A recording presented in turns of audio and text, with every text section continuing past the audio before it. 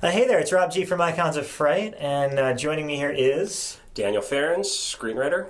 And what did you do today? What did you do to this, what we're about to talk about? Oh, I thought you were going to ask what I was doing today.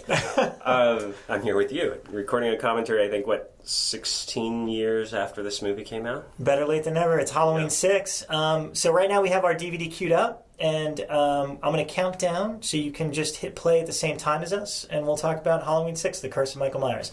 So counting down, 3, 2, 1, play. All right, and we're actually watching the Dimension release of this. I know Echo Bridge has just put one out on Blu-ray as well. But either way, hopefully we're all synced up. So here we go. Here we go. And it's funny, too, I'm sitting here with the original screenplay on my iPad to tell you how far along we've come. I actually found this very recently, and I sent it to a big Halloween fan in France named Jeremy Rapp. And he was very happy to get this. I hadn't seen it in years, and in fact, I hadn't seen the movie in a number of years until this past Halloween when it aired a bunch of times, I think, on Sci-Fi Channel. And I always have to have a nod to Mustafa Akkad, who saw enough in me to give me a chance to write my first feature film, first studio feature film anyway. And the title, which I was annoyed. Let me just start with the list of annoyances, shall we? I had written this really elaborate title sequence for the movie. Mm-hmm. Where the pumpkin was going to... I wanted a really traditional Halloween title sequence with the pumpkin and the theme, and the pumpkin would ultimately melt away and morph into the mask of the shape. Nice. And we would zoom in through the eyes and the movie would begin. They didn't want to do that. Wow. Like they didn't want to do a lot of things that were in the script. That sounds like a nice homage to both the opening of Halloween 2 and Halloween 5. And 5. Which 5, actually, I have to say, had one of the coolest title sequences with the knife slashing away the pumpkin. Yeah. It was a style, it was kind of European flavor, film 5. I think they suffered from sequelitis at that point. I think it was just so soon after 4 that it didn't work as well. Right. This one just kicks right off. We just go right in, and yeah, I mean, the whole idea was to have this very modern looking tunnel. This was much more archaic than I had envisioned it being. And it's Jamie Lloyd giving birth on Halloween Eve. She's been impregnated by this cult that's abducted her. And one of the things that you're missing from this cut of the movie, which I think was important to the storytelling and to connect it to the previous movie, was that Jamie had been abducted with Michael Myers in 1989 when this massacre had happened at the police station in Haddonfield. And the last thing we saw of that film was this mysterious stranger with a machine gun opening fire on the cops and decimating the place. And we picked it up and we actually did shoot a scene with a little girl who was not Daniel Farrands, although she was supposed to be in the film, making her way through the darkness of the night and out back through the back of the police station where a big hole had been blown through the wall, and there's a van outside, and you see Michael being drugged and put into the back of the van by these hooded sort of ski mask figures, and then Jamie being taken by the stranger, and then you see the police station blow up as the van drives away. And that's in another cut of the movie, and at the last minute the director decided he didn't want any connection to 5, which to me made no sense at all. Yeah, and we just missed the credit for introducing Paul Stephen Rudd. You know, it was a big thing because he had gotten the job to do Clueless while we were shooting this movie. Wow. And Clueless opened the summer before this opened in theaters. Wow, so was this his first thing? This was his very first feature film. He had done some TV. Mm-hmm. But he was great. Paul and I got along really well through the whole making of the movie, and in fact I ran into him on a flight from LA to New York about 5 or 6 years ago, and he couldn't have been nicer and cooler and remembered me and knew exactly who I was. Introduced me to his wife. This is Dan, he wrote my first film.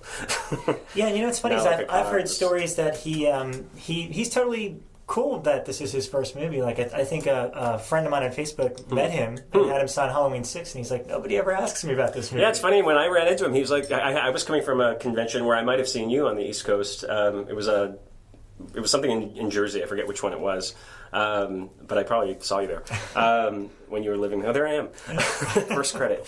But I just come back from this convention, I was getting on this flight, and I told him what it was, and he was sort of, well, how come I'm never invited to these things? I'm like, yeah, right.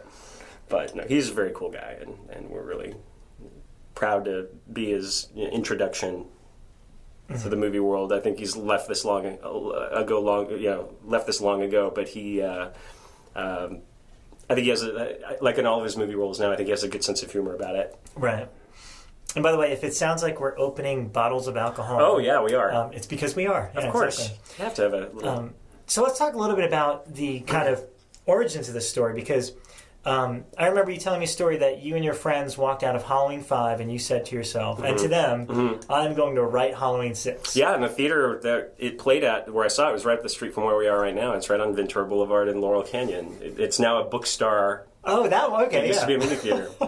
So That's that where I was the saw theater. Halloween 5, yeah. Wow. And I walked out, I think it was 18, 19 years old, and I literally, after I saw that ending, I'm like, I know who that guy is, and I'm going to explain it, and I'm going to do 6. And I had no reason to believe that other than I just believed it. Right. And I made it a mission to figure out how I was going to do it. And I had no credits at that time. I was, a kid like so many other hopefuls, just here and wanting to do my thing, and was writing scripts and meeting people. I didn't go to film school. I just kind of started really young. And it really started young because I wrote a letter when I was 14 years old to Frank Mancuso Jr., who was the producer of the Friday the 13th films. Yeah. And he wrote back to me. And we are very much in touch to this day. And he does a lot of very kind things for me in response to that letter. I've held it over his head for 25 years. That's amazing. I mean, if anything, it's a test to, if you're really passionate, enthusiastic, and true about your love of these things.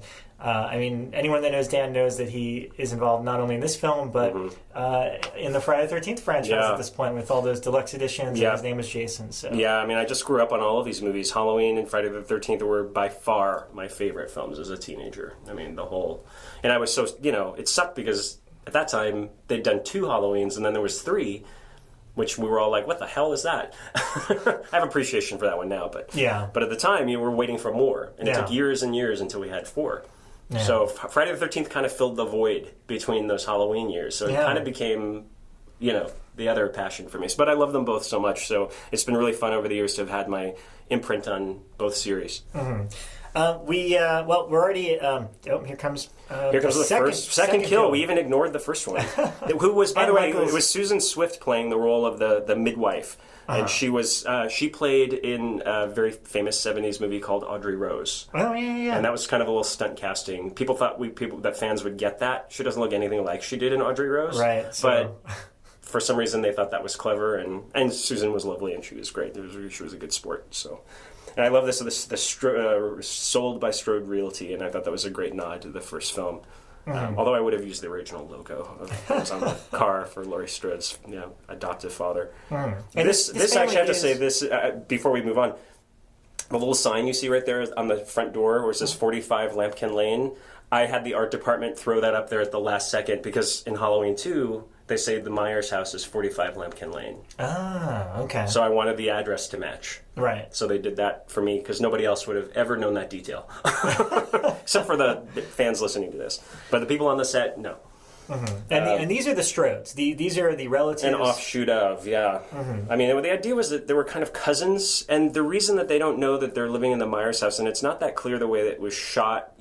What they missed here was the whole POV. It was supposed to be an exact nod to the first film that goes around the back of the house. A knife is picked up out of the kitchen drawer, goes up the stairs, it goes up and it finds Cara sitting in her bedroom, and it stabs her repeatedly, and that's when the little boy wakes up from the nightmare. And it turns out to be he's the one stabbing her. Right. So it's supposed to be a nice bit of foreshadowing for what this kid was ultimately supposed to turn into. But all cut. Never shot. It was on one of those nights, I think they were running late, and the producer came on set and shut it down. Wow. When they were going to shoot it. So I remember Marianne cried that night. She was so upset because it was the introduction to her character. Yeah. And she wanted to be seen as somebody... as in a horror film, not the mother running through the door. Honey, She wanted to have that big moment, and we didn't get to do it. And she agreed to show a little skin. To the delight of many boys, as I've learned over the years. She got quite a following out of this, and I didn't realize at the time, but when there was a convention in 2003, I think. And we did a panel. Anniversary. Yeah, we did a panel for Halloween 6, and she was there, and it was a great turnout. I was very nervous going up because I thought everybody's going to hate us, but we got a standing ovation after that panel. It was very nice. Yeah, it's pretty amazing how I don't want to say forgiving because it's how devoted the Halloween fans are to all the entries in the series. Yeah, that's true. Years later, I think time has kind of benefited. Well, it's like every time a new one comes out, it's like you have that big faction of people like that one sucked, and I think think fans have looked at this one over the years, and a lot of email I get now from Facebook fans and things like that this is the one that they saw in theaters for the first one they were able to see. Yeah. So that generation is experiencing it from a different point of view. They were younger; it meant something to them. Yeah. So to me, it's very touching and very nice when I get. And here's Tommy Doyle. Paul Rudd for the first time we see on screen, and that was always the original idea for him was it kind of became like a hybrid. He was supposed to kind of be a shock jock character, and that's where the shock jock grew out of that. Originally, he was the one running kind of like a pirate radio station. Mm-hmm. And we had that character, but it's not him. It's not him. We'll meet much later. And later, I'll explain who that was later and who it was originally intended for. Right. But Paul's character was supposed to be on the radio. Right. And he was supposed to be dating Lindsay. Yes. I remember you had mentioned that's right. That's how you brought both those characters. Yeah, that's right. And she made a brief appearance in this, but she was very opposed to him doing anything about Michael Myers and wanted him to move on, and she got angry with him and left. We never really dealt with her character that much, and they just decided it wasn't a good thing to include. Right. And I think in part 4, although I don't know if they've ever confirmed it officially, but the best friend of Rachel. Yeah, she's driving the car. I think it's supposed to be Lindsay, yeah. Which just didn't really pay off very well. I guess ours wouldn't have either. But I love that we introduced Donald when this sort of, I don't know, very placid environment where we've never seen him in a home, like in a real, like originally I think I pitched it and he was supposed to be in a nursing home, right? Like really, really fucked up, like wheelchair and all that, and they hated that. Yeah. So we just sort of decided on this cabin that he's kind of retreated to in the woods, and he's kind of living this very solitary life. And then late one night, and the thing was so disappointing the way they shot this, and I have to say, here's Mitch Ryan, who plays Dr. Wynn, who's a nod from the original movie. He was a character that you saw Donald talk to as he left the asylum and complaining that, he drove a car. He didn't, he did very well last night. Maybe someone around here gave him lessons. Which to me kind of was the whole hearkening to why we discover in this one that somebody did give him lessons. He's been involved in this the entire time. See, I love that. You took one scene from the original and made one line. One line and made pretty much the whole subplot out of it. I guess it's sort of the fun thing about these sequels is where you can kind of build on little pieces, even though they were never intended to be that. Mm-hmm. It's fun to have, just kind of spin it and see what you can come out with. But Mitch Ryan played this part of Dr. Wynn, and I was very disappointed because I wrote the role specifically for Christopher Lee. Yeah. I wanted him desperately to be in this movie. It was such a great nod to the original. The part of Loomis was written for Christopher Lee, and most fans know, who've listened to John Carpenter's commentary and Deborah Hill's. But I wanted to come full circle with that and have him play the bad doctor. Right. Because these two horror legends on screen. No one got it. In fact, they said, no one knows who that is. No one cares. You're the only one who gives a shit about that. And then now look at Christopher Lee's got this whole new career. Yeah. Star Wars, Lord of the Ring, all of it. So, to those people I say, fuck you. It's a shame. Yeah, because Christopher Lee, I think had always said that he kind of regretted not taking the Loomis role, so it would have been. So we heard. I think that's the legend. I don't know if it's really true, but that's what I think. Deborah Hill had said that, and Deborah Hill was very, and God rest her soul too. And we've lost her, and we've lost Mustafa tragically, and even Joseph Wolf over the past several years. So a lot of the Halloween alumni I've passed on, but I was very, very grateful to Deborah Hill. She was one of the few people from the original, from the creators, who really backed me on this. In fact, she made a couple nice calls on my behalf to Mustafa and saying, I think this guy's the one. Wow. So that was very nice, and always was indebted to her for being a support. And she owed me nothing. She just really liked to encourage new talent. Right. That's amazing. And that's why she said, her direct quote to me was, the reason I like the sequels is because they allow new people like you to have a chance to show your stuff, to do something. So yeah. It was very nice. But this was kind of a cool little intercut, I thought, between Loomis and Tommy, and kind of seeing them. I like the way they cut this, actually. I think this is kind of nice. It wasn't written that way. But I do like the one moment, and I don't know if it's in the theatrical cut, but I know there was a shot where Loomis lifts a case lid and you see his big Magnum revolver in there. I was like, it was so like a Dirty Harry moment. And I think they cut it out of this version. I think the final version they cut it out. But in the producer's cut, you see him lift this case and he pulls his old gun out. Yeah. And I'm just, Why would you cut that? It's so perfect. Well, we need to talk about the Jamie Lloyd character, because obviously she's a beloved character from the series. Mm-hmm. Danielle played her in 4 and 5, and obviously now they rightfully brought her back for the remake movie. Yes. You had initially had something much bigger planned for her. Mm-hmm. She was going to be a bigger part of this. Can you talk a little bit about that? I mean, how early on did you know that Danielle was not going to be back? Oh my God. Literally, I knew 2 days, we all knew 2 days before shooting that she wasn't going to be back. She was cast. From the day the casting sides went out, she walked into the casting director's office and said, well, why are you going out to other actresses with this? This is my role, and why would anybody else play it? Yeah, she was very indignant, and for being 16 or 17 years old or whatever she was at the time, she was very indignant, and she was like, how dare you go out to anyone else? Yeah. This is my part. And I think everybody in the room was kind of shocked. They were like, well, we didn't know you'd want to. It's not a big role. It's not the featured role in this one. She's like, no, she was in. She was in from like day one. Yeah. And then it came down to money, and there's all these things on the internet about, she wanted $5,000. It wasn't $5,000. It was a whole bunch of things that they just weren't willing to do for her. They were treating her like she was a day player, paying her by the day, rather than a fee. Mm-hmm. And her argument, rightfully, was that she was on the poster for the last movie. She was the star of the series, and they were treating her like crap. And so she walked, and I understood why. I was so disappointed that she wasn't going to do it. And I knew fans were going to be disappointed. I knew they would eat us alive for it. And nobody agreed. Mustafa agreed with me. No one at Dimension agreed with me. Right. And their director didn't agree. And they just figured this was like this throwaway character. We'll get rid of her at the beginning. It was written so that she would actually be taken out of commission in this scene that we're about to see here. And then we'd see her again in the middle of the movie. She's been hospitalized. She's recovering. And then kind of a nod to the second movie where he goes in and he stabs the bed and Laurie's gone in the hospital. She's gone. And in the script, she comes back at the very end. Right. And she kind of puts up the fucking fight of her life. And none of that was ever shot because they just looked at this character as, let's just get rid of her. Wow. So it sucked. And, I get the blame, in a way, for killing her off. And although we kind of killed her off, I killed her off in this really badass, heroic way. In fact, it was a direct, everybody says homage, but it was a direct ripoff of Escape from New York when Adrienne Barbeau stands in front of the oncoming car. And it was that. It was her using whatever life she had left in her to give the others a chance to escape. Right.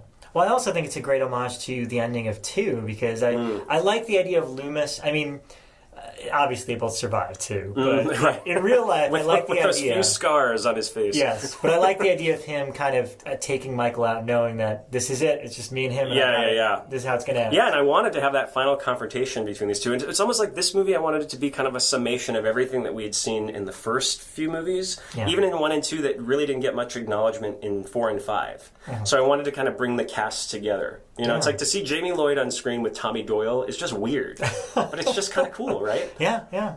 So this right here is just, you can tell, and it's so obvious that this is all reshot material.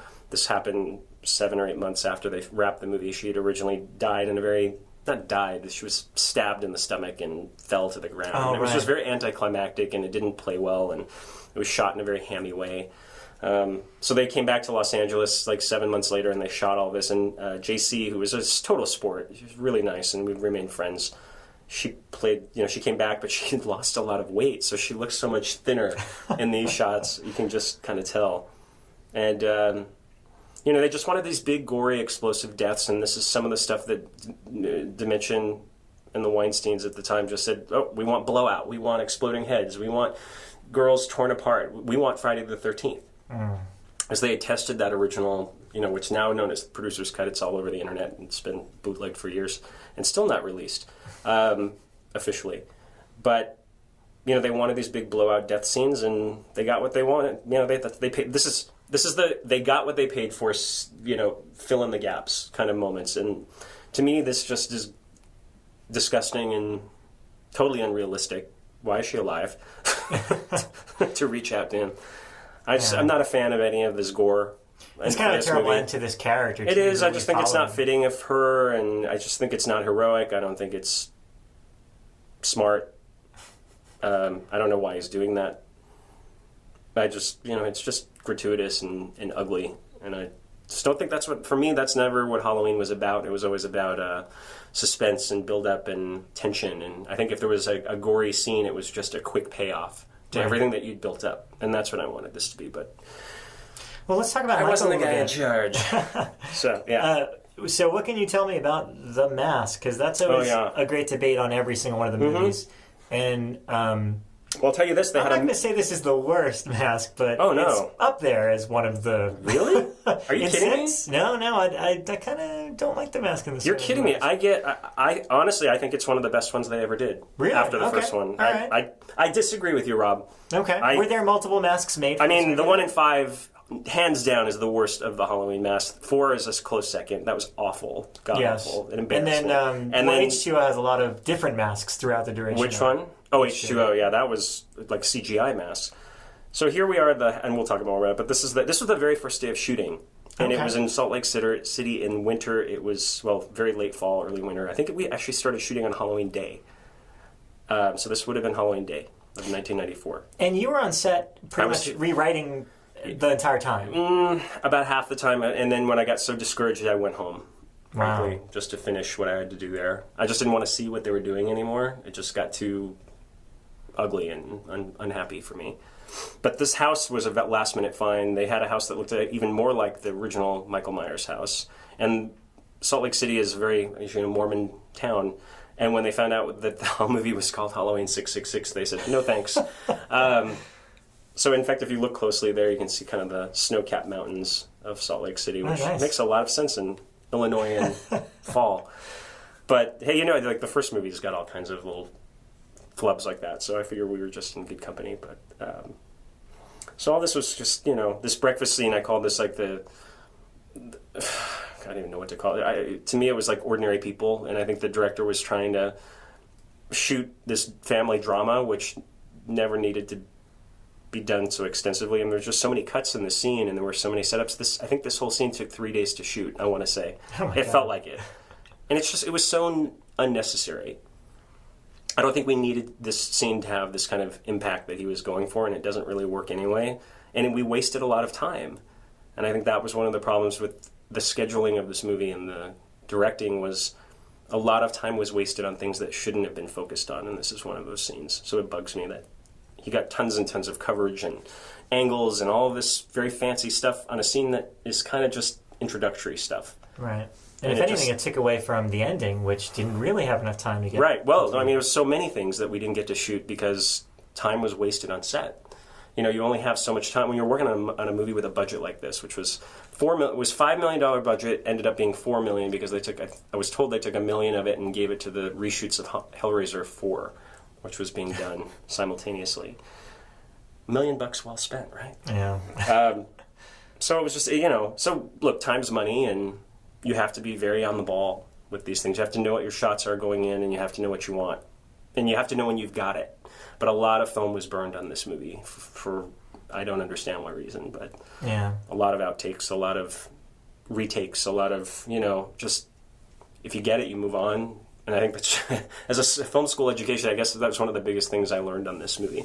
Right. Was being the hapless writer sort of, relegated to the corner and seeing things just being handled in a very unprofessional way, I think. Ooh. Was this father character always as unlikable? I think it was always the idea. I wanted to have a buffoon in a way that the audience could cheer when he died. I think we wanted a character that was... And, I think the adults and the authority figures in horror movies have always been represented by, the kind of... I think that's part of the reason that horror movies exist. And even when you look at the original Friday the 13th, the cop that comes to Camp Crystal Lake, he's a complete buffoon. Yeah. And I think that was kind of what this was supposed to be. The father is just the guy you wanted. I kind of like this moment with the kid with the knife. Yeah, although it should have been a way bigger knife than that, don't you think? Yeah. I mean, if you're going to go for the Michael Myers, just go for it. Don't use the steak knife. Get the butcher knife off the counter. I remember seeing this opening night with a bunch of friends that were Halloween fanatics in a very urban theater back in New York. Right. And that moment when the kid had the knife, I just remember people were like, "Oh shit!" Oh yeah, no, and the same in Hollywood too, where we screened it for the first time. They were like, "Oh, that's the new Michael Myers." And now this girl, interesting little tidbit, but Denise Richards was one of the actresses that came in red for this. Yeah, she did. And didn't get it. She didn't get it, amazingly. I mean, what were they thinking? Again, this is one of those movies where you're like scratching your head when you look back on it. You're like, what were they thinking? Could have had Christopher Lee and Denise Richards in the same movie? I mean, come on. What a classic in the making. But the cast was, they were young and we're all exuberant. We're all thrilled to be a part of it, and we all had good times. We all, banded together to do the best we could with what we had, and everybody was just excited. There was an excitement about what this was. What about Kim Darby, who plays the mother? Who wasn't the star of the original True Grit. Original True Grit. Yeah. And I remember talking to her about that on set. Wow. She was great. She was fantastic. I think she was kind of mystified, like, what am I doing here? What am I in this movie for? But then things like just so many things that she did over the years that she's so well known for, and it was fun that they cast somebody like that. But if you're gonna go that far, then cast Christopher Lee. Let's be on my soapbox forever about that, won't I? The Christopher Lee thing, yeah. Yeah. Well, it's just so disappointing. This I call this the peeping Tommy shot. Well, I mean, your intent with, other than tying these films to the original with Tommy, was he was, kind of primed to be the new Loomis. Yes, because, that was always the idea. Right. Donald had been doing these movies for years. Right. And unfortunately he passed on this movie, which I know none of you could have anticipated. Oh, no. But it would have been perfect for him to kind of take up the carry the torch. Yeah, that was the whole idea, is Tommy will come back and be the young, hunter, of evil. Pair him up with the Reverend Sayer from Halloween 4 or something at some point. Yeah, and I think the films after this kind of were lacking for not having that character. Well, I think it's funny because I get emails and things, and who knows how much of this is a real consensus, but I think some people really feel like this was the last true Halloween because it's the only one. It's the last one that kind of acknowledges the continuity of everything that came before it. Right. In some way. I loved all the stuff that they had on the wall. If you look closely on the wall behind him, if you look really closely at one of the articles, you actually see Danielle Harris's photo on the wall. As she was like, young Jamie Lloyd missing. So here's all these, if you look at the towns on that map as they're panning across, I had originally, when he comes in and he says something about, I want to know if a bus came in from Pontiac last night, the line in the script was, I want to know if a bus came in from Russellville. Oh. And Joe on set, I wasn't there when they shot this, and he just changed it to Pontiac. He's from Illinois, and he just wanted it to be a real town that he knew of. I'm like, but you don't understand. Russellville is part of the mythology of Halloween. It's a town that they mention in all of the other movies. So I wrote that for a reason, so why did you change it? So his way, because I was so angry that he did that. I'm sure he hated my guts, but...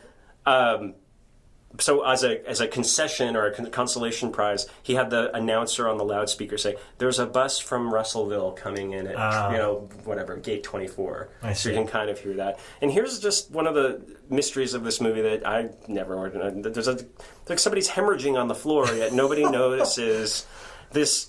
Literally like a blood trail. Blood trail. I mean, I think it was supposed to be in the script a few dots. Somebody in the art department just went haywire with it, went nuts, but why would you do that? Why would you shoot that? I don't understand. Can you explain this to me? The blood in the sink. And the blood in the sink, and originally I had read this story. This was kind of a new phenomenon at the time that mothers, were dumping their babies in trash bins. Oh. You were reading these stories were just kind of coming into. Now you hear about this stuff all the time. But back then, I remember it was a new thing. It was like I remember being horrified reading the story in the news or hearing it, watching the 11 O'clock news, and a woman who had given birth had left this baby in a dumpster, and that's kind of where this idea came from. This baby was actually supposed to be in the dumpster behind the bus station in the script, and that's where he found it in the alley. But because it was snowing out at this time, because of the really smart decision to make this movie in Salt Lake City, they shot it inside. With a canister, with a little towel bin inside of a public restroom. Makes sense, right? We all get it. Anyway. Did they make the last 2 movies in Salt Lake as well? Is that why they chose to shoot there? Well, I'll just... Or 5. I'll tell you a true story. The producer of this movie, and I'm not naming names, but he... his total MO for making this movie in Salt Lake City was that the film commission gave him a great steak dinner. Wow. So because he got his great steak dinner, we all had to traipse to Salt Lake City to make this movie. It was also what they call a right-to-work state, so we could have children work any hours we wanted, which doesn't seem legal in any sense, but I know that the little boy, Devin, was up till 3 or 4 in the morning. Wow. Couldn't do that in California. And this is supposed to be the junior college where the kids are all prepping for this big Halloween revival in the town. And originally this was all written as like a big town harvest fair with rides and, haunted hayride and all this like real Halloween iconic stuff. In the town, they felt like, well, if we're going to bring Halloween back, let's do it the safe way. We'll all go to the same place so nothing can happen if we're all together. Right. So that was kind of the idea behind the festival. But we kind of got away from all of that. We just saw little pieces of things. Wow, that's some pretty hardcore drawing. Hardcore drawing, right. The thorn shadow that He's hangs gonna grow over up just everything. fine. He'll be just very well adjusted. Somebody had suggested that that we would learn in Halloween 7 that Dr. Wynn was the boy's father, that she had an affair with her professor, and that's this whole thing was sort of plotted out. And I'm like, I think that's just going a little too far. This is an inside joke, this line where he goes up to the nurse. I had taken my brother, who was a few years younger than me, to the hospital once, and we had this really bitchy nurse at the reception area, and she said to me, "What seems to be the problem?" So I just had to write it in the movie. Nice. Like, well, what seems to be the problem? He's very, very sick. Anyway. Now, here's why I love Donald as much as I do, and why he's such a great actor. I love this moment when he recognizes, or it dawns on him who the boy is. Who is he, right? You're the kid that ran out of the house that night. Yeah. I don't recognize you without your pajamas. See, I love that. He's great. I love that. He was just fun, and we all adored him, and I think we were all daunted by the fact that, here he was. It felt like a real Halloween. To us, it all felt so real when he showed up. Of course. And we almost couldn't believe it. And the other thing was he had complimented you on the script, on the original script. It was actually, I'll clear up a rumor on that one. It was his agent who had called and said that Donald had read it and loved it. It was the best since the first. And I think he said on something like Entertainment Tonight.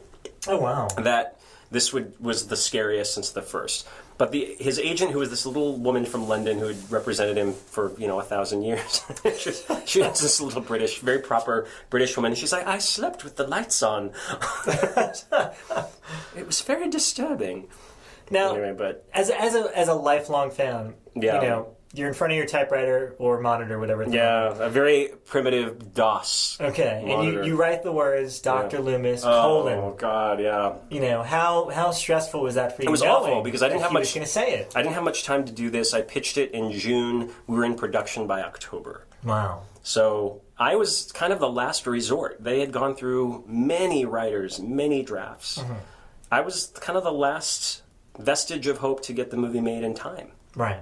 But what's interesting is even though this came together quickly, you had met with them years before. Yes. Because I remember you telling me that you had written out a Halloween Bible. Like all this stuff with all the facts about the movies, about Halloween, the holiday itself. Totally true. So when was the first time you met with them? Because there's years here. Yeah, no, it was crazy. And it was because there was a big legal battle over the rights at the time, and I've told this story a few times already, but I won't get into the nitty-gritty. But I had gone in within 6 months, maybe even sooner, after Halloween 5 came out. A guy named Ramsey Thomas, who was one of the producers on 5, graciously saw something in me. He read a sample script that wasn't a Halloween script, I will add. It was a horror script I'd written, and he liked it enough to call me in for a meeting. And within a couple weeks after that, I was meeting Mustafa Akkad and was kind of shuttled into his office over on Sunset Boulevard at the time. And I heard nothing for 5 years after that. It just, time went by, and I just thought, I'll never get it. But I had left him with this book of Halloween, this sort of, like you said, it was kind of the Bible. I had made the logo Halloween 666, and it had the thorn instead of the A, it was the thorn symbol, and I had compiled all of this backstory and research and mythology. I had drawn out a family tree of who all the relatives were and how every character connected. And so it was 5 years after I get this call to come in and meet with them again.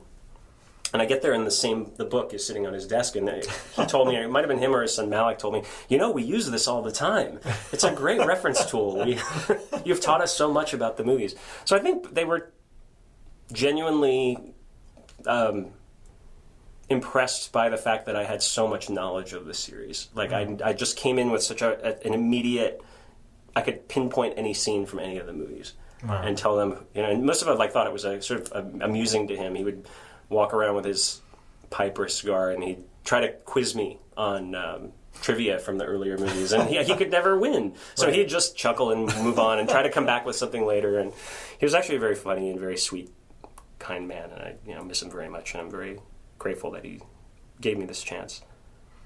I mean, for a lot of us, I mean, we associate the series so closely with him.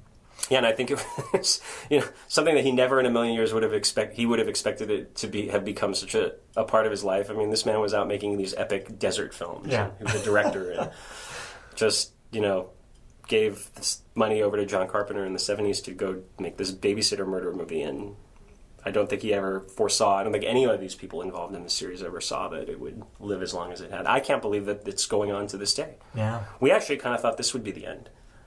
So what did we know? I mean, by 6, and even when we were doing 6, we're like, there are 6 of them? Yeah. But all of this stuff is great. It was kind of fun to see Donald Pleasance doing his, rage. Yeah. And his shtick with Kim Darby sitting there mystified. Well, I love how good he looks considering, he blew up in 2 and 4 had the scars. It was a big discussion, too, when he came in because he hadn't gotten on in years. And they didn't want to put him through that makeup again. So they had this throwaway line they added that said, I had plastic surgery. Skin grafts and all of this stuff. But I just think that's a little hokey. I don't think you need to explain it at this point. I think there he is. Well, the funniest bit is when I try to explain to my coworkers who are non-horror fans the history of this movie, and I'm like, yeah, Donald Pleasance blew him and Michael Myers up in 2. Right. And they're like, wait, they were in a hospital explosion. And then 4 has the funniest, sort of expository dialogue in the history of movies. It's just like, this is where we keep all the bad ones in the basement of this hospital, and he's been mummified for 10 years. And yeah. This was kind of a fun, the Man in Black thing, and we didn't call him the Man in Black. We called him the Mysterious Stranger. Well, here's something I want to kind of clear up. I mean, so there was a 5-year gap between you coming in to write it, and then it kind of came together fast. Instantaneous. Did you have any A, criteria from them, or B, did you have to work off of any previous scripts? No. The criteria was, help us, we don't know what we're doing. We're desperate, we need to make this movie, we need to start on this date, and nothing we've seen so far comes even close. You seem to know what you're talking about. Go do it. Mm-hmm. Now, and it was pretty much what it was, yeah. I think on the 25 Years of Terror documentary, one of the actors in this mentions that, Quentin Tarantino took a crack at this. It's totally untrue. Yeah, I didn't believe that either. But I think one of his, I can't remember who it was. Who's the guy who did Intruder? Scott Spiegel. Yeah. Scott Spiegel was up for it, and most of it didn't like his movie. So that never went any further than that. But there were several writers on it. I did get a draft of a script later. I didn't read it before I came on, but it was after the fact they let me read one of them. And I can't remember who wrote it, but it was pretty tragic. It had Michael Myers in virtual reality. It did have the character of Tommy in it, which actually was pure coincidence. I don't know. It was in the ether that we were going to, I'm the one that thought I'd come up with that idea. But Tommy was the kid who was the town nerd, and he rode around on a 10-speed bike, and kids would throw things at him. And all the kids in Haddonfield drove BMWs.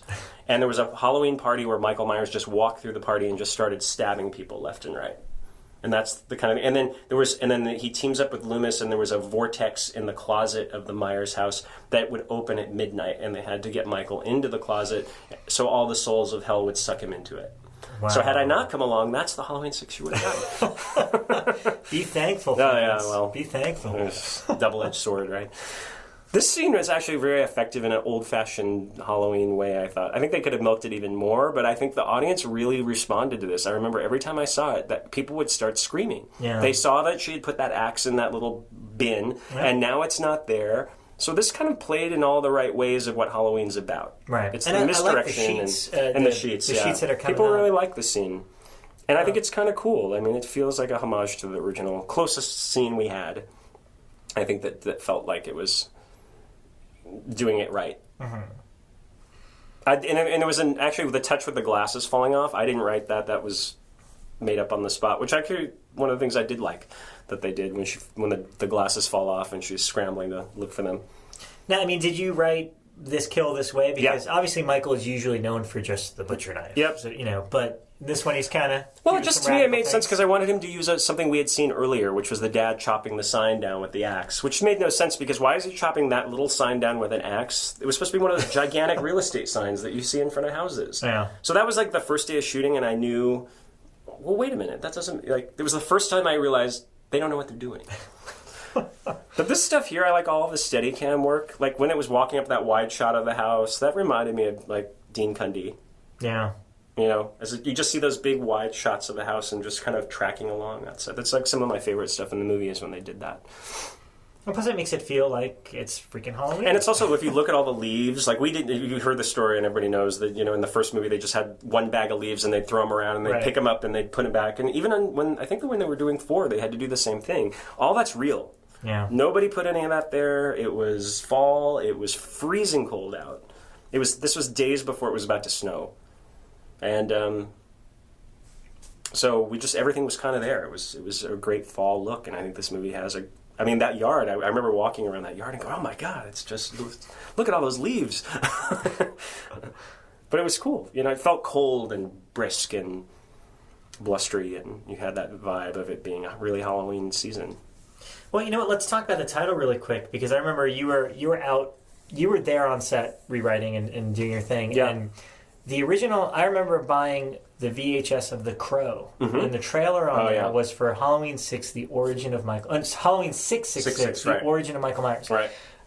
You had told me a funny story that you were writing in your pajamas, and Mustafa came in smoking a pipe.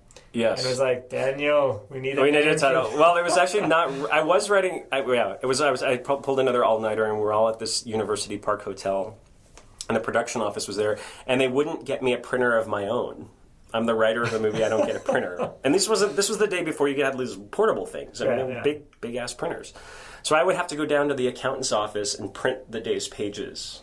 So I'd been up all night. I'm in my pajamas and robe or whatever. I don't give a fuck. I'm freaking tired. And I just figure it's the girls in the office, and they know me by now. And they would just kind of chuckle when I'd walk through, and I'm like, I gotta use your printer again. So, but that morning he walked in. And he just sits me down, and I'm like wearing I don't think they were pajamas. They were probably sweats and whatever. I looked pretty bad. It was tragic. And the boss walks in, and you're like, oh. So, but he wanted to know about what the title should be for the movie. It needed to be Halloween something. Couldn't call it 666, and they were already getting things from theater managers, theater owners. They didn't want a title that was satanic. Right. It would offend the Bible Belt. So, yeah. So at that point things were going so badly. I was like, well, just call it The Curse of Michael Myers. Because this movie's cursed. Cursed. That's what I said. And suddenly it was just that's what it was. Nobody even said that's what we're going to call it. I suddenly saw a press release or something. Right. But if you look closely in the shot right before this, right behind her, you see that in the hallway. Mm-hmm. See the hat and the black coat. Okay. That was supposed to be the scene where the little boy at the beginning wakes up from his nightmare. And he sees the stranger in the corner. He wasn't supposed to stay in bed. He was supposed to run out and see that in the hallway. Mm-hmm. And that's why that was there. Because it was supposed to be a coat rack with the mysterious stranger's hat and coat. But he thinks it's the real guy. I never would have picked that up. But if you looked very closely behind her, it was there. And it was set to do that. And then they, again, cut because of time and that was wasted on set. They had to truncate that opening scene. Mm-hmm. So...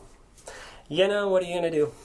It's the world of low-budget filmmaking, and I think we had, we had a novice director. We're all novices. I can't just blame the director. We were all new.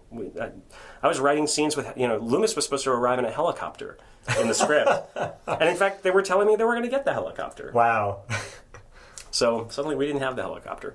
And if you remember in the scene we'd seen much earlier in the movie where the brand of the thorn was up on a bunch of hay bales, that was supposed to almost be like a crop circle. From the helicopter POV. That's what it was supposed to be. So, yeah. So everything just shrunk down to almost and then you wonder, well, why is that there? I'm willing to bet that you don't write helicopters into your scripts now. Unless I know there's money behind the movie. And this was supposed to be, she's watching the Phantom of the Opera, the silent version, which is a great thing, and I liked it because she's supposed to be almost hard of hearing, and it's the silent movie. So sort of something funny about that. But I remember being offended at the time because the script had very specific movies, like the original movie, where they were having the horror-thon. It was supposed to be playing all night. And one of them, I think the scene there was supposed to be Texas Chainsaw Massacre. So I just thought there was something so funny about this old woman watching Texas Chainsaw Massacre and not really hearing it. Yeah. The whole idea is that this chainsaw is going on the TV, and she's just oblivious. Yeah. So we lost all that, but... this is trying to be kind of like a nod to the first film where the boy looks out the window and Michael's there and he's not there. It's just not shot as well. There it is. I mean, Michael Myers looks to me like frumpy old man, grumpy, frumpy old man. I didn't, George Wilbur, who's a dear man and played him in 4, and they asked him to come back for 6, and he did. Sweet. The physicality wasn't there, and he just wasn't that streamlined, cool-looking, sleek shape that we wanted him to be. Right. Well, the thing that always bothered me about Michael's appearance in the sequels is the thing I liked about him in 1 and 2 is he's like this lanky, tall, skinny, 21-year-old kid. Right. And there's something kind of disturbing to me about somebody that kind of can fit in that way. Right. And then after that, they were just like, let's make him this like hulking monster like Jason. Right. It just didn't make... I didn't like the casting. I mean, I really like... Was George always set to come back? He was. I was told that he was going to play him, and it was like a big deal. Like, I was supposed to be excited about that. And I'm like, well, I'm not that big of a fan of the way Michael looked in 4, so if you're asking what I think of that idea, I'm not a fan. Right. I think we could have gotten someone better. And no offense, because he's a great guy, but it just, he just didn't have that presence that Michael Myers needs to have. And not to say he should have been like the body of a 21-year-old. He was supposed to be older, but he should have still looked menacing and scary and sleek. I think they made him into this giant. He looked like Thor in the Rob Zombie ones, which I didn't find that scary at all. That's a whole nother... Yeah, I will go. That's a whole other commentary track. Side 2. But, so all this stuff, and this was kind of, this stuff was scripted. This was all of the kind of Tommy's theories of why Michael kills, and this just kind of kept getting pushed further and further. Originally, I just wanted there to be a very loose connection to this thorn and what this symbol meant. It was a mark of evil. I think that's all you needed to know. I don't think you needed to know that the stars aligned on this night. And I think they just kind of kept pushing this mythology on me so that it would get more and more kind of explained away. And I just felt like the more we explain, the less imposing the character is. Right. But they really wanted, the director really wanted this very, this definitive explanation of why.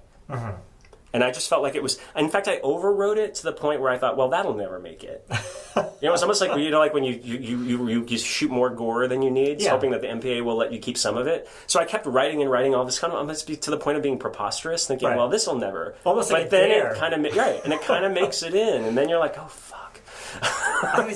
So I just didn't love the whole... I know that's one of the things this movie gets beat up on all the time. You explained why he's evil, and I'm like, well, you kind of have to at some point. At this point, we're at part 6 of the series. And then on the other hand, I'm like, there's a point where you explain, and there's a point where you just cross a line, and I think that crosses a line into a weird area of mysticism that it just doesn't need to go that far. Well, what's interesting is at least you were taking an attempt to incorporate a lot of the mythology of Halloween, the holiday itself. Yes, that was always my idea. This is, I have to say right here, and speaking of the mythology, this is my favorite scene of the whole movie. It's where Mrs. Blankenship, who is a nod to the character in Halloween 3, Minnie Blankenship, that's referenced in that movie. No one ever knew that. No one ever picked up on it. There's 1,000 references to other John Carpenter movies where they say a stomach pounder, which is from The Fog. And, I have all this, it's littered with this stuff. But only a few people ever picked up on it, but I just hoped it made it. Some of it made it, some of it didn't. But this is, I love that she, Minnie Blankenship is there telling the story of what Halloween is and what the origins of the holiday are. And we kind of like intersperse that with Tommy and walking through the modern festival. And in fact, when they first showed me a cut of it, they're like, the producer said to me, you're not going to believe what we did. We intercut that with the festival. It looks great. It moves like gangbusters. I'm like, that's the way it was scripted. He was like trying to take credit for something that I wrote, and it just kind of irritated me. But and there's the Man in Black is there apparently, but not really. That's the DJ. Oh, it's the DJ. That's right. I forgot about that. It's been a while. Yep. So, but anyway, I just thought this was kind of fun stuff, and I liked that she's this kind of weird, bewitching old woman who just knows something. And I like that little twinkle in her eye when she says, he heard the voice. Yeah. And what's the reference she makes to... Did she babysit Michael as well? I can't remember exactly. Yeah, that's the thing. She says she was babysitting with him that night, and fans have argued, no, he wasn't being babysit. But if you look at the very first shot of the first movie, he's coming from across the street. Oh, okay. That was my thinking. Where was he? Okay. He was coming from across the street. She's the one that told him to do it. Wow. That was the whole... my explanation. I don't think that was ever intended to come out in the movie. But if you were to go back and put the pieces together, if you look at the first movie, the very first shot, coming from a tree across the street from his house, and she lived in the house across the street. She was watching him. Whether she was officially babysitting him, he probably trick-or-treated at her house, and she gave him candy, and he came in, and she said, "Hey." Why don't you go and kill your sister? Well, I think the idea was there was supposed to be a flashback to actually a ritual Right. that was supposed to have happened, and they were going to mark him. He was going to be the marked one to carry this tradition on. And the idea I always had for this bloodline thing was that it reminded me of this short story, The Lottery. I was always kind of inspired by that story where a town just follows tradition blindly. Right. Even though what they're doing is pure evil. And to me, that's what this was ultimately going to build to. Yeah. Was that if we'd done a follow-up to this, that you'd find out that the whole town was kinda somehow... Because we can save ourselves if we just get rid of one. And I mean, that's just Halloween mythology. Yeah, I was just right. watching some History Channel documentary on the histories Oh, of cool. Halloween. Yeah. And they mention how that the early sacrifice things were kind of part of. Well, I think it's John Carpenter even and Deborah hinted at it in Halloween too. I just wanted to expand on that a bit when he had written Samhain on blood on the chalkboard. So I was like, there's got to be some Celtic origin to this. That's what I loved about it. Now, I know this character couldn't have possibly have died the way that you scripted. No, actually, this is another really big disappointment. Big set piece here that just never was shot. You saw him coming up. In fact, there is footage of him coming out of the car and kind of shambling and tripping up to the back of the house. And that I don't know I don't think that footage has ever been seen. I know I saw when it was shot. So they did shoot him coming into the house, but what they didn't shoot was this whole cat and mouse scene between him and Michael Myers. He thought it was the little kid playing tricks on him. Oh. And he goes and he puts his TV dinner in the microwave, and when it beeps and he comes back, somebody's put it out for him. So he thinks the kid's fucking with him. Right. So this whole interplay that was written in the script was never shot. It's just something like the lights go off, he walks in the basement, his head blows up. And the head blowing up thing was a reshoot. And it's very obvious because he looks completely different. Now, was that... who wanted more of these gorier kind of deaths? It was Bob Weinstein, the head of Dimension. He just look the movie, and I as a studio head, you want your movie to have the best chance at making money. So the movie, as it was shot and cut together and shown for a test audience with a very urban audience, probably the same theater you went to in New York, just didn't test well. It was very flat. It didn't have the high points that it needed to have. So I think their way of thinking, well, what we can do is we'll just go in and insert gore. Because that'll get the audience going, ooh, They just didn't get that it was the build-up that meant everything. It was the spook. It was the misplay, the misdirection. And that's what, that's what Halloween was always about. That's what I wanted this one to be. I mean, the whole clothes dryer thing in the washer, I just thought that was kind of creepy, and I think everybody was expecting like a head to appear. But the bloody sheets I thought was kind of a cool little thing to pay off what happened to the sheets in the backyard. Yeah.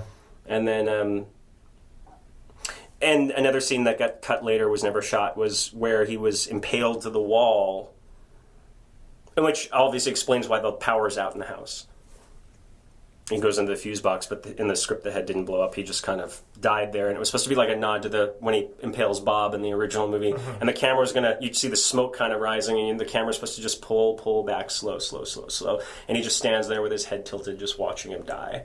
And we fade away into the smoke. And that's the way it was written. Not this Alka-Seltzer in his mouth that causes his head to fly into a billion chunks. Just so stupid. But they didn't, they didn't get any of that. The style, I think, is what could have saved this movie more than anything. If there had been style. And what's the story with the shock jock? Because I get the sense that this is kind of a Howard Stern-esque character. Yeah, and literally after Tommy was no longer the shock jock, that changed from him being kind of the shock jock into the loner, which I think kind of worked okay for the character. They liked the DJ. They liked having somebody come to the town. So the first idea was, let's get Howard Stern to do this. And they tried. And he was making, I think, Private Parts at the time, and he, I'm sure, laughed when they heard, we want you to be in Halloween 6. Or probably farted and that walked away. But then my idea was to have Mike Myers come to the town. and B, not so much a shock jock, but Mike Myers that we knew from SNL. Just this celebrity. Yeah. Just to say, this is, with a name. And I thought that was kind of funny. And again, I was told, that's ridiculous. Nobody knows who that is. I think he had just maybe done Wayne's World, or that was about to come out, and it hadn't really hit. But I think he was just an SNL guy at the time, named Mike Myers, and they just thought I was an idiot for suggesting that. So we got the guy from Footloose who played an extra, and that was much better casting. And he was also in Silent Night, Deadly Night. Nice. Because everybody knows who that is. So we could have had Mike Myers, Christopher Lee, Daniel Farrands. Yes, Daniel Farrands. All these wonderful people. It would have been an all-star cast. Yeah. Dan Farrands, Halloween 6.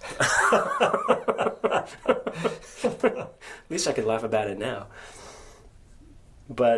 And this was all the kills, all of the build-up to all of these murders was just cut to nothing. And this was a big, big scene that we had envisioned of him facing Michael Myers in this parking lot and treating him like a PA, because he's going to go to the house, and he's like, cool mask, kid, Right.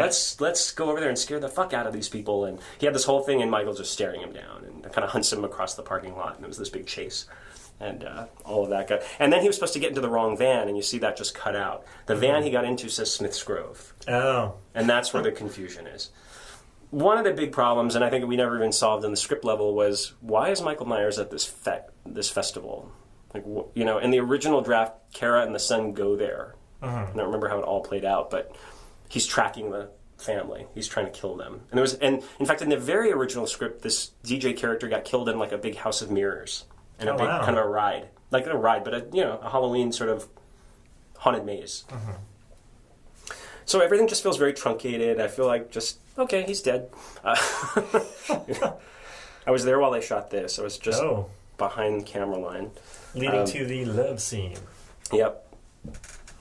And again, we were supposed to see them pull up outside in the car, and the wind sort of blowing, and kind of a nod to the Bob and Linda thing in the first one, and when I got out of the van, and we just didn't shoot any of it. It's just like there was no time to do it because we were shooting 27 takes of the DJ laughing on the cell phone or whatever.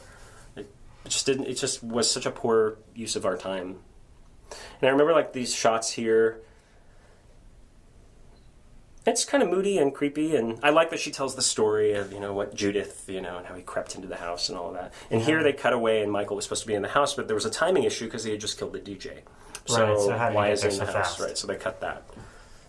But this stuff's kind of fun. I mean, there's moments of this movie that I kind of look at, and I'm like, that's cool. I like you don't see many shots where they're just in silhouette like that. It just doesn't add up too much. And then the big sort of thing at the fair was supposed to be a big kind of Jaws moment, I hate to say, but the town of Haddonfield, I wanted it to be like Amity Island in Jaws, that they were so sort of traumatized about what had happened in the past, that they just banded together. They were going to have this tentative celebration, and everything goes to hell. And this whole thing was that the DJ, what it was like a big Halloween piñata, and there was a big thing of candy. And Michael had snuck the body of the DJ out, and there was a scene where somebody had watched him carrying him.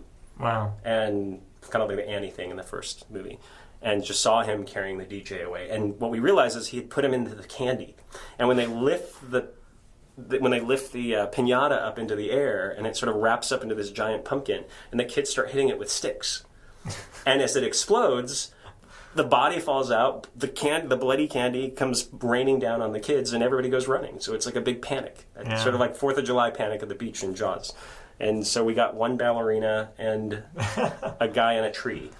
I still like this moment. I like her being like, oh, it's raining. It's just, for me though, this was such a big set piece with hundreds of people. And there was supposed to be a giant, almost like a Tom Holland Psycho 2 shot, looking down on it and watching everybody scattering like ants and frightened and running back to their homes. It was just a bigger, what I wrote was a much bigger movie. Oh, there we go. And a little bit of love. Halloween, let's go home and have sex. I guess the radio guy's not coming. But I love that he was oblivious to the fact that they live in the Myers house. Well, see, that's one thing I think I didn't finish making that point earlier. The reason is they just supposed to have moved to town. Oh, they were supposed to be that new. What you didn't get were all the moving boxes that were supposed to be all over the house. That they were just settling in, and the kids are just kind of starting school. There was a scene where you realize they've just been dating for a week. Oh, wow. But that's not... This guy moves fast. Yeah, he does. And this scene was just embarrassing for her because I sat next to her at the premiere. Mm-hmm. She wasn't... She had a good sense of humor about it, but, I'm sure that's never the best moment to have on your reel. And this kind of sets up like a real classic, my reason for writing this upcoming scene this way, not so much the shower kill, but the rear window kind of moment was Fred Walton, who was the director of When a Stranger Calls, was originally attached to direct this when I got hired. So I was really excited about that. Nice. I'd never met Fred, and I loved When a Stranger Calls. So I wanted there to be one scene that was kind of a nod to When a Stranger Calls. So I wrote the scene with the two houses, and she's looking, and she's like, someone's in the house, get out. So I wanted there to be kind of a When a Stranger Calls moment, and that's how this sort of came to be. And this, again, was always supposed to be much more built up and a lot more of just misdirection. Malak Akkad came up with the idea that he hands him the towel, which I guess was kind of a Michael Myers thing. But it just, it happens so fast. I want there to be tension, and he drops the soap, and is he there? No.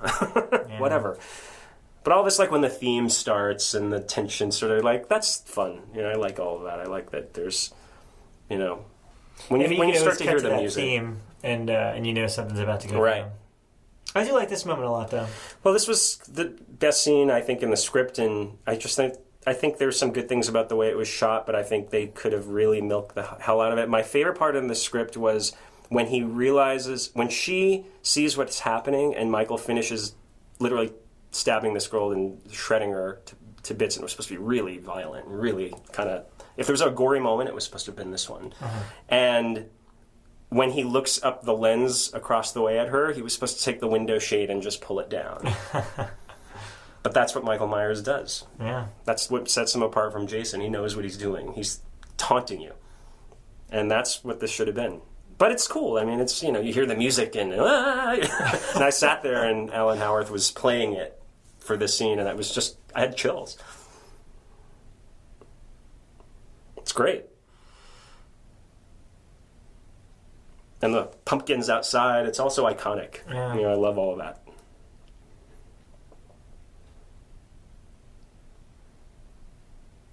And the battle begins. I mean, what were you drawing from when it came to the character of Cara? Because obviously she's got to kind of be an amalgamation of all the previous heroines that we've seen in the other movies. I wanted somebody that we would like, unlike Tina in 5, who, when I first went in, I went in and they said, well, we have, Mustafa was like, well, we have Tina. And I'm like, no, she's dead.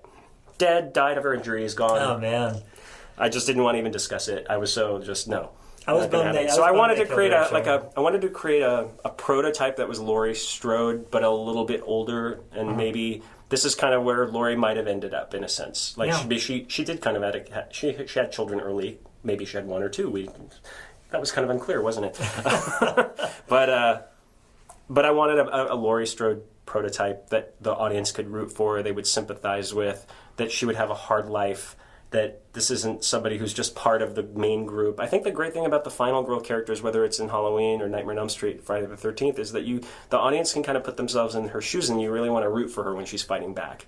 I think that's what makes and they say virginal, but I don't mean literal. This girl clearly isn't virginal, but she, but there's a quality about her that she is a bit of an outcast, a bit of an outsider.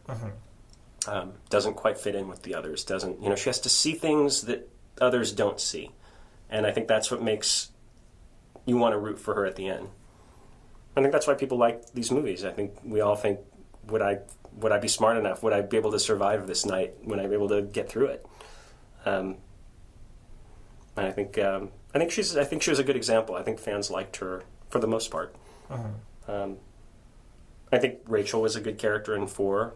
Yeah. Again, 5, and they killed her in this sort of thankless way. What is that? It's like the curse of the slasher movie, right? When you survive one of them, you got to die in the next one. But this cast kind of more or less survived, so if they ever wanted to come back, they'd just be really much older. But, like the stuff in the house is always cool. I think, again, with this whole sequence, they cut a lot of just the meat of it. The stuff that the audience wants to just hang on to.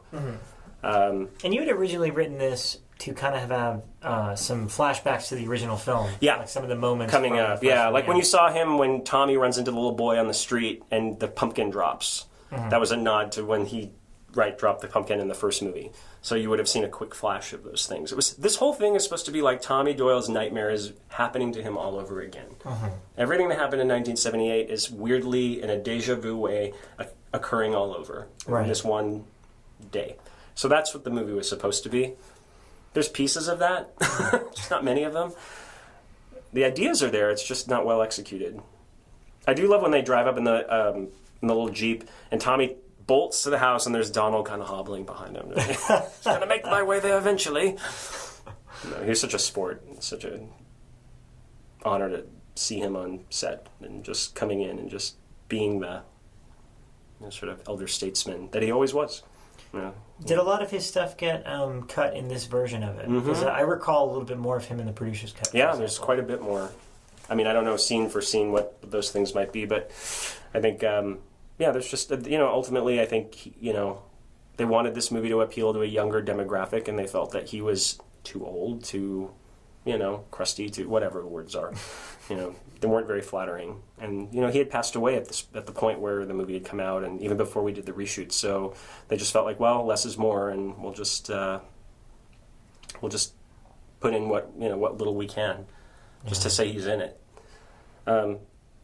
This is great, but this whole scene was to continue into the basement, and that they never shot. And so, in a weird way, her father ends up helping her at the end, because she has to step on the thing that impaled the dad to get out of the window in the basement.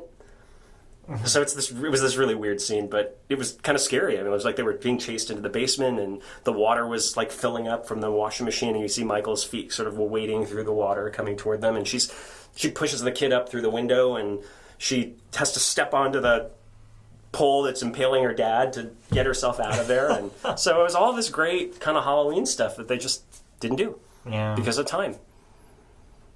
And this was supposed to be a complete nod to the first. And so when he hears her scream, we were supposed to cut to Jamie Lee at the door screaming. And it's all just flashbacks for him. Yeah. The whole movie should be a big flashback for Tommy.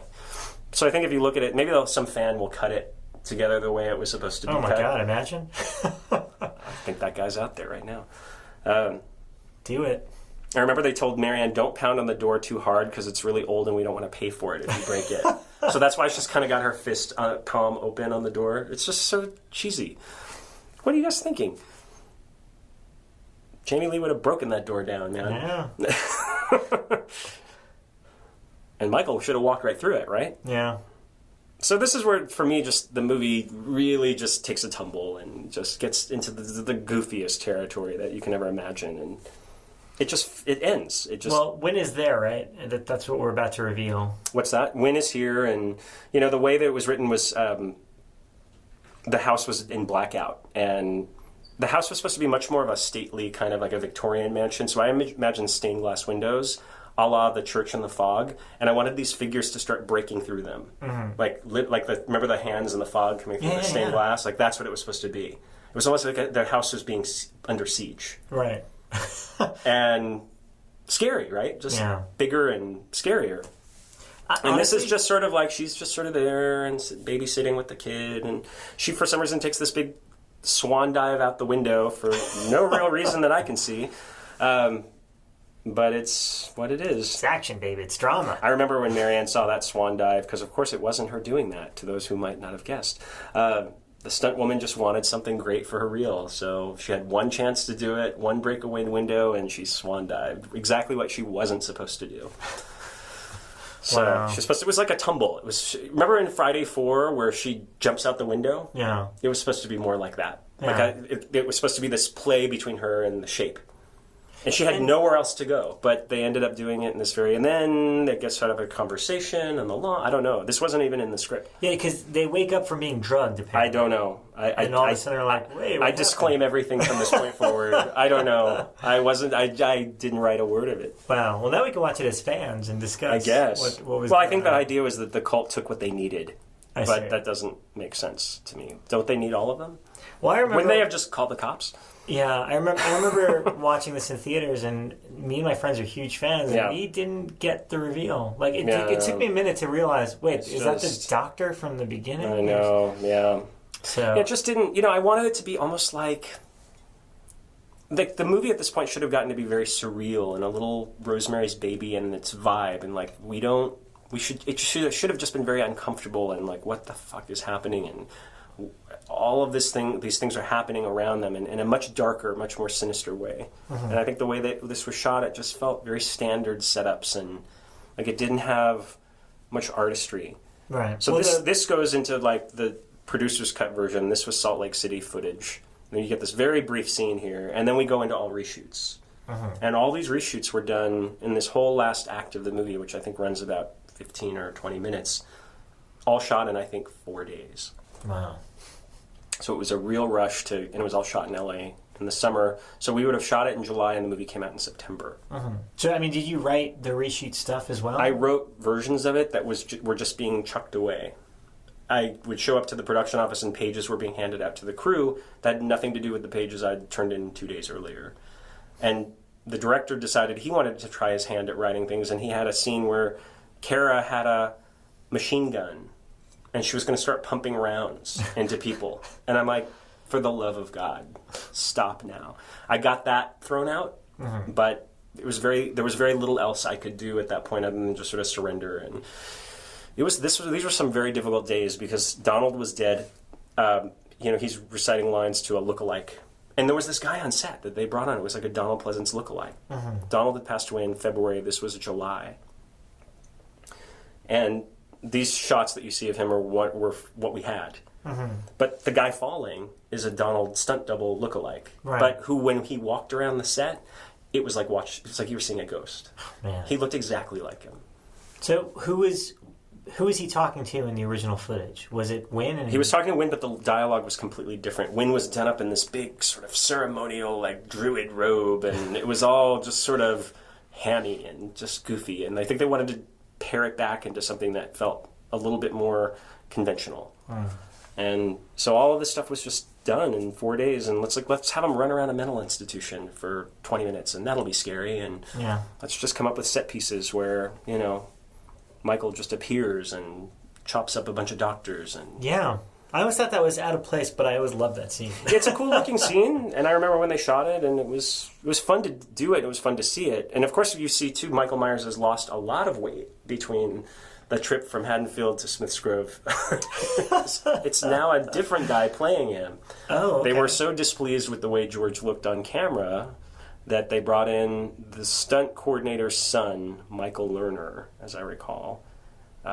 His dad, Fred Lerner, was the stunt coordinator, and he's also the guy that gets his face rammed through the bars in an upcoming classic moment. So a lot of the Michael stuff from here on out is not George, but... None of it is. Oh, wow. None. I'm amazed that character, Michael, is that his name? Michael Lerner. I'm amazed that he is not signing autographs at these horror conventions. He's just kind of like, he just gives it to George. He's done a couple of them, I want to say. I think he's credited as extra shape in the movie, in the credits of the movie. Wow. And all of this stuff, like this line here, this is all Joe Chappelle stuff. Like, he had just come off of these reshoots of Hellraiser 4 with all these lines about damnation. Yeah. So we thought, let's put lines about damnation in the movie, because that's scary. And like, I don't get it. Who's this woman? Why is she here? Why did he kill her? I was just a bitter writer. What the hell was I doing there? The first AD, who's since passed on, he actually pulled me aside one day and he goes, if you don't stop questioning Joe, we're going to ask you to leave. Wow. So I stopped. Your first hard lesson at being a screenwriter. Don't question the director, I guess, but he didn't get it. And that was the frustration, was like, just follow the script. It might actually be okay. I do like the look on Paul's face here when he sort of sees him for the first time, and it's just sort of goofy, though. It's like he's shot so close, and it kind of cracks me up. He's just so sort of like, between you, me, and this audience, Paul Rudd was very, very, very unhappy during these 4 days. He did not want to be there. Clueless had opened like huge at the box office. He was on his way to becoming a movie star, and here he was shooting these insipid scenes for this movie that he didn't want. And he bonded with me in these scenes because he knew how much this movie meant to me. So he tried his best to get through it, and we would have conversations off camera about what they were doing, and he would turn to me more than the director and say, "Was that okay?" Right. Because I think he knew that this movie was... Because he knew the story of how I had gotten the job and the years I had spent, getting to this point. And it really, I think that touched him. Mm-hmm. And yet he was just a really unhappy camper during those 4 days. He really didn't want to be there. Right. And he really objected to the violence that they were adding, the gore. He hated it. He didn't... I remember him literally saying, I didn't sign up to be in this gore fest. Mm-hmm. So everything he's doing in these scenes is just begrudgingly... just let me just get through this day because I just don't want to be here. Right. And he's still, in my opinion, and I think a lot of fans, I think he's one of the strongest elements of this movie. Yeah, he's great. And I think one of the cool things about the movie is we had, this character from the first one that, I guess I kind of always wondered, where's Tommy? And Lindsay. In fact, I think in the very first treatment, it opened a little bit like Fright Night, where they're making out in the room and you hear that, like that was the first time you saw Tommy and Lindsay. They were like making out in his room in his little rented apartment across the street. But he's paranoid about everything. It was a little bit like Fright Night when I think about it, nice. Which I thought you would appreciate. Yeah, of course. God, I remember analyzing every little thing in this movie when it first came out as a fan. You're like, I wrote it. I don't even know what's going on here. Well, I mean, truthfully, I didn't write any of this stuff. This was all... There was a guy named Rand Ravitch who had written, like, The Astronaut's Wife and movies like that. And he had done a pass at something, and his was this big kind of weird, like, supernatural thing, and there was, like, the voice of the thorn god was echoing through the halls of the hospital. It was really bizarre. But there are pieces of what Rand wrote in this. Like the thing with the green ooze that gets injected into his neck. Yeah. All of that is, I will give credit to the screenwriter, Rand Ravitch. He wrote all of that stuff. Mm-hmm. The sort of medical lab thing. Because that to me was like, what's that green ooze? Oh, that's why he doesn't get hurt. Yeah, I don't know. I mean, again, it was. This is the point of the movie where I completely lost any control whatsoever. Any say that I may have had was out the window because there was a big rift between the studio and Mustafa and Paul Freeman. So there were two camps. There was the Nightfall Productions camp, which were the Mustafa and his producer. And then there was Dimension. And they formed a new company called Halloween 6 Productions to shoot this stuff. Wow. And there was a lawsuit and really bad stuff going on. Mm-hmm. So the fact that I was there at all was kind of a minor miracle because I really shouldn't have been there at all, even through the shooting of this. Yeah. In fact, I think the Akkads were a little disappointed that I even went to set. Mm. Because they felt like the studio was taking over their film. Wow. Yeah, because I mean... I think post part 4, it's just all of the sequels after 4 seem very problematic, especially in the way they ended them. But then I look at this, and as much as I'm not a fan of all of this stuff that was tacked on at the end, and I think this movie still has somewhat of a there's something about it that there's its own weird charm. There's its own weird kind of like. There's enough of a nod to the first one, there's enough of a nod to the earlier sequels that it feels like there's a place for it, whereas I feel everything that came after just didn't feel like it had a place in the series. Yeah. I wasn't even a big fan of H2O, although it was kind of cool to see Jamie Lee come back. I just don't feel like it captured the vibe of a Halloween movie. It felt like a Scream movie. Yeah. And I think that was I think that's what they were going for. Yeah. It came on the heels of Scream, and I thought it was really cool that she came back and did him in. But then they had to erase that and bring him back for this horrible resurrection thing. And don't get me started on the next ones.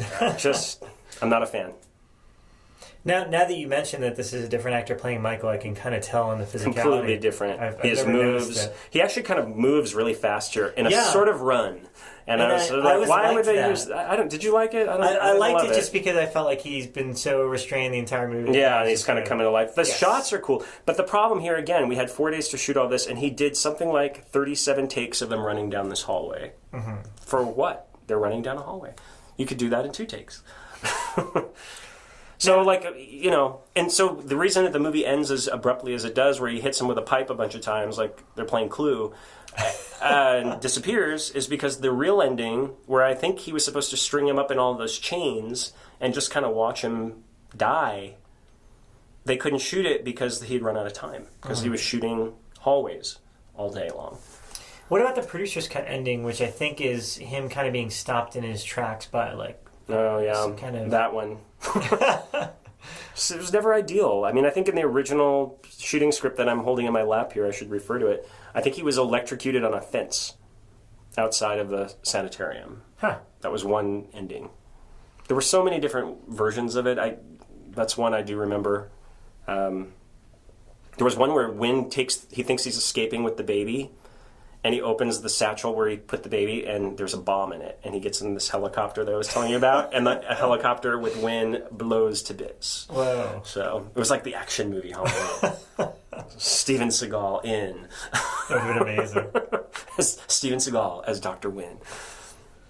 Now, I mean, you had made reference that had you gone to do the next one, you were like putting in how like Haddonfield was kind of behind a lot of this stuff. Right. So how much thought was put into a follow-up? And at what point did you realize, wow, we are not going to... Well, after this, I just knew there was no way. It's just... I mean, that was that where it drops to the floor, that piece of the door. That's a different shape. That's actually Brad Harden, the makeup effects artist. He worked for John Buechler, and in fact, I think he created the mask. In that shot, it was Brad Harden playing Michael Myers as he ripped through the door. Right. Now we're back to Michael Lerner. I'm sorry, what was the question? The question was, how much of Halloween 7 did you plan on the basis of this one? Like, were there a lot of little kind of Easter eggs towards what was going to come after? I mean, you know, they asked me, and the Akkads asked me to come up with something, and I did, and I think just at that point, everybody had sort of resolved themselves to the idea that there was just there was nowhere left to go at this point. You know, the way that the studio had decided this movie was going to go, and the way that it was just sort of thrown together and put out into the world was just not something satisfying enough that we'd want to even follow it up. I think we could have done something interesting, maybe, had they made the movie that I'd written, but I just, after this, just there's a point where you just let go and you just go, okay, enough of that. I just think this whole sort of goofy thing of him giving him this baby, and I don't know what this was. And then the shot to the arm or neck or whatever, and this was all the Rand Ravitch scripted stuff that I remember. There were, maybe 10 pages of stuff that he had written and handed over and said, here's a version of what the ending could be, and so they shot a piece of that. So this scene I remember was more or less what he had written. Probably adapted in large part by Joe. Yeah. I do remember, I think I gave the kid a moment. Like, I was like, well, you have to do something scary where the kid's alone. Maybe we can pull a moment out of that. Yeah. It's almost like, in a way, a lot of this stuff in these 4 days, as I was talking about, it just felt like it was being made up on the spot. Like, there was never really... the plot was gone. So what do? You just fill in moments. And I think that's kind of what happened with all of this. It was like, well, let's have a moment where she almost unmasks him. Let's have a moment where she, runs out the thing, and we got to match that shot with the elevator from the footage we have that exists. So we have to see them leave, and we got to find out something with Loomis because we can't just leave him there. And then we just hear him scream, and he's apparently dead. So all of it just really falls apart. It's sad to me because I think there was so much cool stuff that we could have done. Like, I would be like, let me direct this and give me 4 days, and I'll give you something. Yeah. But I mean, everything after 4. 4, I think, was the first one that I actually saw in theaters as a kid. But everything after that was, as a fan, frustrating. Right. 4 for me was frustrating too. It just wasn't a good sequel to 2 or 1. Yeah. It's not well shot. It's not a very well shot movie, in my opinion. It's not a very well told story, except it has that good twist at the end where she's the killer. But I don't think the acting is particularly good. But But I guess, is the acting ever really good? No, I mean, I haven't seen 4 in years, and I watched it this Halloween. I mean, to me, it ends at the end of Halloween 2. Right, That's of course. the Michael Myers story. And that was it. And the rest is purely for fun. It's just for fun and speculative. And where would it go next? Yeah. I think that was kind of the idea here. I just, it's disappointing. Maybe we'll do another one of these one day. Another 16 years. I hope. Let's reboot it we'll again. We'll do it on the producer's cut, and we can talk about that version and what works and what doesn't work on that. But just all of this is just. What's happening? I don't even know. He's just hitting him with the pipe. But then, like, green ooze is coming out. It's the green ooze he shot into him, as it was explained to me. Oh, okay. And then, so what you didn't get was the whole thing where he was going to wrap him up in ththese chains and hoist him up into this rafters of the room and watch him just kind of suffocate or choke to death or something. I don't know what it was, but I know there was a big stunt planned. Right. And it was 4 a.m. The crew was beyond tired. The kid was still up and working in California. Wow. Shouldn't have been. They had to get him out of bed at 4 a.m. to get this last shot, and so it was like, well, that's the end of the movie. Fade away. Poor Loomis. And then he just sort of stood there. For no reason. Yeah. I mean, I suppose it's not a bad, but he was supposed to be hanging from these chains. That's why those chains are all sort of there. It was because it was supposed to be this big final stunt. And I remember I was standing there as the second AD shot this thing, and I'm like, that's the end? And they just kind of shrugged, and everybody kind of just walked away. It was a very bittersweet ending. Yeah. Not a dry eye. Oh, there's your pumpkin, by the way. There's my finally pumpkin. got it. Yeah, right. The one that should have been the main credits. Did he take his mask off and just walk away and look normal? I guess so. Yeah, it's just funny, it's one of those weird movies. Jamie Lloyd, first credit, by the way. Yes. The character that they didn't want to. Come back. Yeah, it was just. It's one of those weird movies where you just have to say that was somebody else's work, at least for a large part of it. So I can't explain all of it, but again, I don't look back on it now with any. I don't have anger toward the people that did this. It's weird watching it because it comes back and you realize everything that kind of should have been and could have been.